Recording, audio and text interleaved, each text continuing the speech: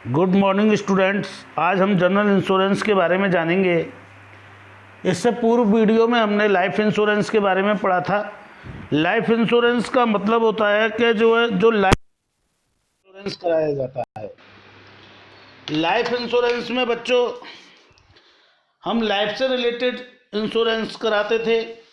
यहाँ जो लाइफ के अलावा जो इंश्योरेंस होता है उस इंश्योरेंस को हम जनरल इंश्योरेंस कहते हैं। जनरल इंश्योरेंस में पहला फायर इंश्योरेंस आता है बच्चों। फायर इंश्योरेंस का मतलब होता है जब हम कोई ऐसा इंश्योरेंस लेते हैं जो कि फायर से रिलेटेड हो। जैसे सपोज दैट हमने अपने गुड्स का बीमा इंश्योरेंस कराया, तो गुड्स का इंश्योरेंस कराया और गुड्स जो है फायर के द्वारा जो है नष्ट हो गया या जल गया, तो उससे जो हमें उसकी जो इंडेमनिटी मिलेगी, उसकी जो क्षति होगी, जितना भी रुपए का माल नष्ट हुआ होगा, तो हमें बच्चों उतने रुपए इंश्योरेंस कंपनी हमको दे देगी। तो जैसा कि इसके नाम से ही स्पष्ट हो रहा है कि अग्नि के द्वारा यानी फायर के द्वारा जो है कोई माल नष्ट हुआ, ठीक है ना। मतलब जब तक मनुष्य का अग्नि पर कोई नियंत्रण नहीं रहता। देखो, चाहे तो वो बहुत बुझाना चाहा, उसने कोशिश बहुत की उसको बुझाने की, लेकिन उसके बस में नहीं थी, लेकिन उसने कोशिश की और फिर भी उसका माल जो है जल करके नष्ट हो गया, तो इंश्योरेंस कंपनी उसके बदले में उसे जितने रुपए का भी माल नष्ट हुआ होगा उसको दे देगी। तो इसे कहते हैं fire insurance. It's provide safety against loss from fire. Fire के अगेंस्ट जो सेफ्टी प्रोवाइड करा रही है insurance company. If property of insured, या तो हमने प्रॉपर्टी को इंश्योरेंस कराया है, gets damage due to property as compensation from insurance company, और उस प्रॉपर्टी में आग लग जाती है या फायर के द्वारा कोई लॉस होता है, तो जितने रुपए का लॉस होता है वो फायर कंपनी हमें, वो इंश्योरेंस कंपनी हमें देती है। If no such event happens the insured will not received anything for such service. Insurance company charges premium depends upon the accounts of loss by fire incurred. तो कुछ पैसा लेती है उसके बदले में, और उसके बदले में हमें जो है फायर से रिलेटेड इंश्योरेंस प्रोवाइड कराती है। तो फायर इंश्योरेंस का यही मतलब होता है कि इसके अंतर्गत एक बीमा कंपनी जो है एक निश्चित प्रतिफल के बदले, एक निश्चित कंसिडरेशन के बदले बीमाधारी संपत्ति को निश्चित अवधि तक अग्नि से जो है प्रोटेक्शन प्रोवाइड कराती है। पूर्व निश्चित धनराशि जो भी होती है उसको देने का वचन देती है। तो इसे कहते हैं हम क्या, फायर इंश्योरेंस।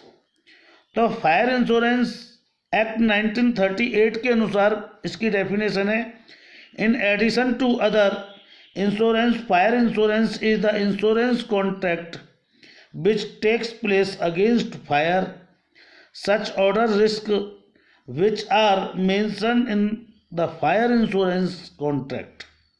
तो इंडियन फायर इंश्योरेंस एक्ट 1938 के अनुसार ये डेफिनेशन दी गई थी कि फायर इंश्योरेंस एक ऐसा बीमा है, एक ऐसा कॉन्ट्रैक्ट है जो फायर से अथवा अन्य किसी रिस्क से के विरुद्ध किया जाता है, ठीक है। तो अग्नि से जो भी नष्ट होगा माल, उसके बदले में आपको कुछ प्रतिफल देगा, उसे कहेंगे हम फायर इंश्योरेंस। फायर इंश्योरेंस से रिलेटेड कुछ फीचर हैं, जैसे अटमोस्ट गुड फेथ। जब भी फायर इंश्योरेंस लिया जाता है तो इंश्योरेंस कराने वाले को या इंश्योर्ड पर्सन को, जो भी इंश्योरेंस करा रहा है, उसको इंश्योरेंस कंपनी को सारी जानकारियां दे देनी चाहिए। कोई भी मतलब सारे डिस्क्लोजर कर देने चाहिए, कोई भी बात उससे छुपानी नहीं चाहिए उसे। दूसरी बात, इंश्योरेंस करने वाले को भी जो इंश्योरेंस करने वाली कंपनी होती है उसको भी इंश्योर्ड पर्सन को सारी बातें बता देनी चाहिए कि अगर आपका इससे लॉस हुआ तो हम आपको कंपनसेशन देंगे, या इस चीज़ से लॉस हुआ तो आपको कंपनसेशन देंगे। जैसे आग है, इलेक्ट्रिसिटी के कारण आग लगती है तो हम आपको कंपनसेशन देंगे, या जो है कोई शॉर्ट सर्किट से आग लगती है तो हम आपको कंपनसेशन देंगे, या कोई अन्य व्यक्ति आकर के आपके एसेट्स में आग लगा जाता है, मतलब जिसका आपको पता ना चले, तो उस समय हम आपको कंपनसेशन देंगे। या जो है आग लग रही थी और आपने उसे बुझाने का प्रयत्न किया तो हम आपको कंपनसेशन देंगे। इसके अलावा अगर कोई बात होती है तो हम आपको कंपनसेशन नहीं देंगे। तो ये सारी बातें डिस्क्लोज इंश्योरेंस कंपनी को भी इंश्योर्ड पर्सन को कर देनी चाहिए, यानी कोई भी बात एक दूसरे से छुपानी नहीं चाहिए। ये होता है बच्चों अटमोस्ट गुड फेथ, यानी गुड फेथ में काम करना चाहिए। कोई भी बात ना तो इंश्योरेंस कंपनी को छुपानी चाहिए और ना ही जो है इंश्योरेंस कराने वाले व्यक्ति को। Contract of indemnity, contract of indemnity का मतलब होता है कि आज मेरी जो स्थिति है और आग लगने के बाद में, फायर के बाद में जो मुझे लॉस हुआ है, तो उस लॉस से पहले जो मेरी स्थिति थी मुझे उस स्थिति में पहुंचा दे। यानी कि जो भी लॉस हुआ है, जितने रुपए का भी लॉस हुआ है, मुझे उस लॉस का कंपनसेशन मिल जाए। इसी को कहते हैं इंडेमनिटी। इंडेमनिटी का मतलब ये इंडेमनिटी कॉन्ट्रैक्ट एक्ट होता है, जो जितने रुपए का आपको लॉस हुआ है उतने रुपए आपको वापस करने का वचन देती है। कौन? Insurance company. तो इंश्योरेंस कंपनी उतने रुपए की क्षतिपूर्ति करने का वचन देती है, ना कि जो है आपको पूरी टोटल अमाउंट देने की। जैसे सपोज दैट मैंने 1 लाख रुपए का बीमा कराया या 10 लाख रुपए का बीमा कराया और 5 लाख रुपए का गुड्स लॉस हुआ, तो दैट मीन्स 5 लाख रुपए तो मेरे पास बचे हैं। आज की कंडीशन में मेरे पास 10 लाख रुपए थे और 5 लाख रुपए का गुड्स मेरा लॉस हो गया, तो मुझे 5 लाख रुपए मिल जाए। दैट मीन्स मेरी 10 लाख रुपए की कंडीशन पर था तो मैं वापस उसी 10 लाख रुपए की कंडीशन पर आ जाऊं। इसी को कहेंगे हम इंडेमनिटी कॉन्ट्रैक्ट। तो I hope that indemnity contract आपको क्लियर हो गया होगा। इंडेमनिटी का मतलब केवल आपको कंपनसेशन का कॉन्ट्रैक्ट होता है। ये जितने रुपए का आपको माल नष्ट हुआ है उतने ही रुपए इंश्योरेंस कंपनी आपको देगी। जैसे मैंने आपको बताया भी 10 लाख रुपए का बीमा कराया, 5 लाख रुपए का माल नष्ट हुआ, तो सम इंश्योर्ड आपका कितना था? 10 लाख। गुड्स कितने का लॉस हुआ? 5 लाख। तो विच एवरेज लेस, जो दोनों में कम होगा वो राशि आपको इंश्योरेंस कंपनी देगी। सपोज दैट आपने 10 लाख रुपए का इंश्योरेंस कराया और आपका 12 लाख रुपए का माल नष्ट हो गया, तो इंश्योरेंस कंपनी आपको 10 लाख रुपए देगी, 12 लाख रुपए नहीं देगी, क्योंकि सम इंश्योर्ड आपका कितना है? 12 लाख रुपए, 10 लाख रुपए का है। तो 10 लाख और 12 लाख जो दोनों में कम होगा वही विच एवरेज लेस वो आपको पेमेंट करेगी। ऐसी कंडीशन में वो आपको 12 लाख रुपए क्यों नहीं देगी? अब आप कहोगे कि इंडेमनिटी कॉन्ट्रैक्ट है ये, तो 12 लाख रुपए का माल नष्ट हुआ है तो 12 ही लाख रुपए देनी चाहिए। नहीं, 12 लाख इसलिए नहीं देगी क्योंकि आपका इंश्योरेंस ही 12 लाख रुपए का नहीं है। तो ये इसलिए इंडेमनिटी कॉन्ट्रैक्ट एक्ट बोलते हैं इसको। नेक्स्ट है इंश्योरेबल इंटरेस्ट। इंश्योरेबल इंटरेस्ट का मतलब होता है कि जो इंश्योरेंस कराने वाला व्यक्ति है वो और जिसका इंश्योरेंस मतलब जो इंश्योरेंस कंपनी कर रही है वो, दोनों का इंटरेस्ट होना चाहिए। और दोनों का इंटरेस्ट कैसा होना चाहिए? मॉनेटरी इंटरेस्ट होना चाहिए। मॉनेटरी का मतलब हो गया कुछ पैसा मिलना चाहिए उसके बदले में, उसका मेजरमेंट मनी में होना चाहिए। इसे हम कहते हैं इंश्योरेबल इंटरेस्ट। इंश्योरेबल इंटरेस्ट का मतलब, अब इंश्योरेंस कंपनी को क्या होगा इंटरेस्ट इसका? इंश्योरेंस कंपनी को स्टूडेंट ये प्रॉफिट होगा कि वो जो प्रीमियम ले रही है इंश्योरेंस कराने वाले से, जो इंश्योरेंस कराने वाला है वो इंश्योरेंस कंपनी को क्या दे रहा है, प्रीमियम दे रहा है, इंस्टॉलमेंट दे रहा है, और इंस्टॉलमेंट के बदले में वो इंश्योरेंस कंपनी उसे क्या दे रही है, इंश्योरेंस कंपनी इंटरेस्ट के बदले में उसको उसके गुड्स की सिक्योरिटी प्रदान कर रही है। तो जो सिक्योरिटी दे रही है उसको, इसी को बच्चों हम कहेंगे इंश्योरेबल इंटरेस्ट। इंश्योरेबल इंटरेस्ट का मतलब इंश्योरेंस कराने वाले का और इंश्योरेंस करवाने वाले का दोनों का ही हित होना चाहिए, उसमें दोनों ही एक दूसरे से मॉनेटरी टर्म्स में उसका बेनिफिट्स होना चाहिए। नेक्स्ट है subject to the doctrine of cause proximately interest. इसका मतलब होता है बच्चों कि सपोज दैट मैंने 10 लाख रुपए का बीमा कराया,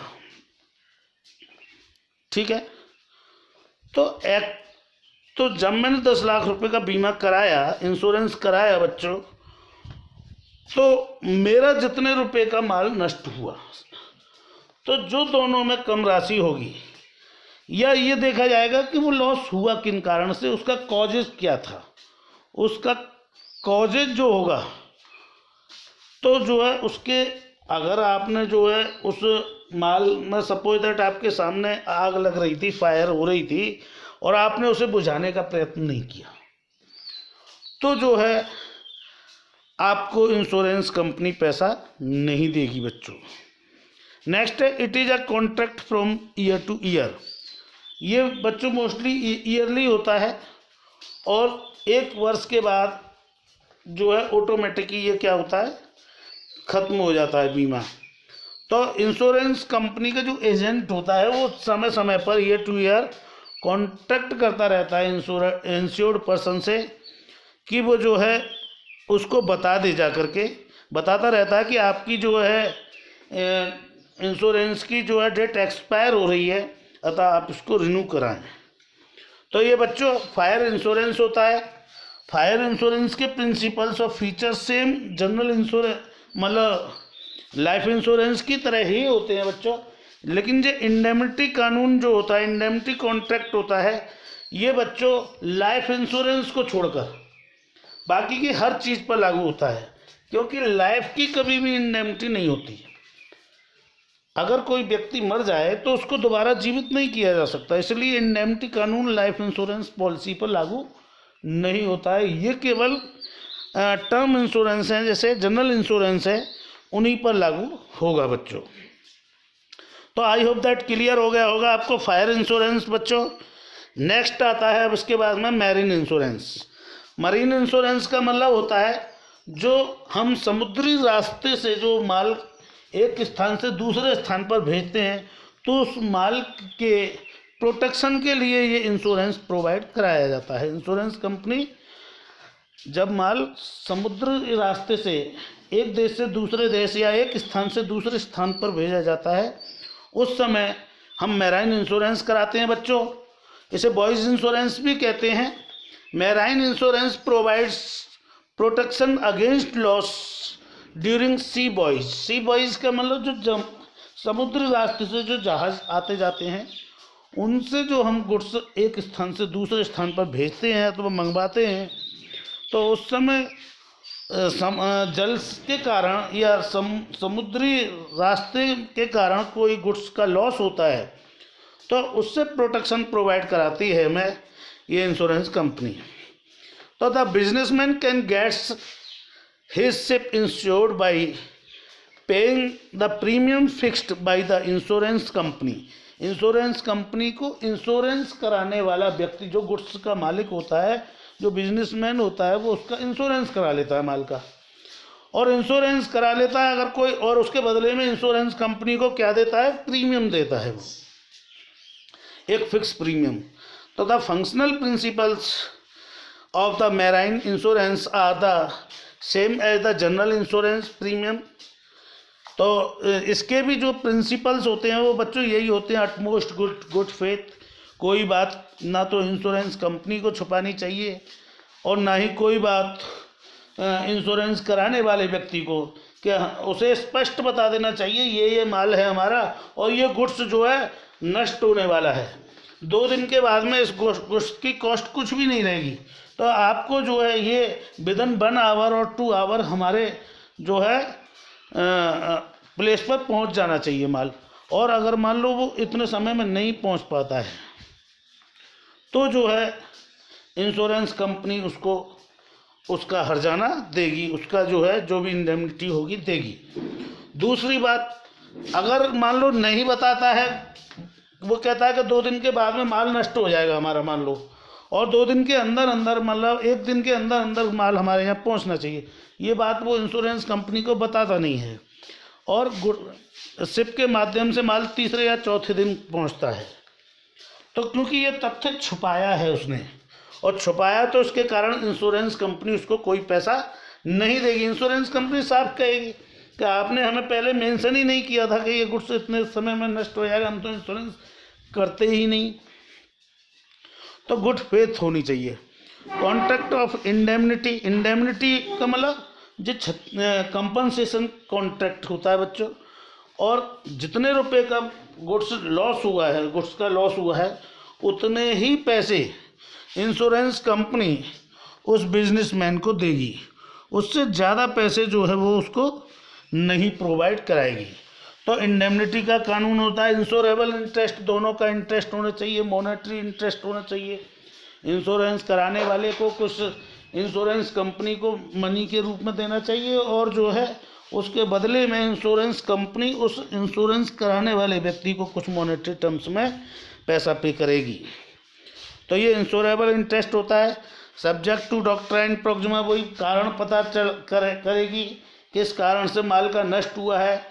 कहीं ऐसा तो नहीं है जानबूझ करके बिजनेसमैन ने उस गुड्स को लॉस पहुंचाया हो, ठीक है ना। तो इन सारे कारणों की जानकारी करने के बाद में ही इंश्योरेंस कंपनी उसका पेमेंट करेगी।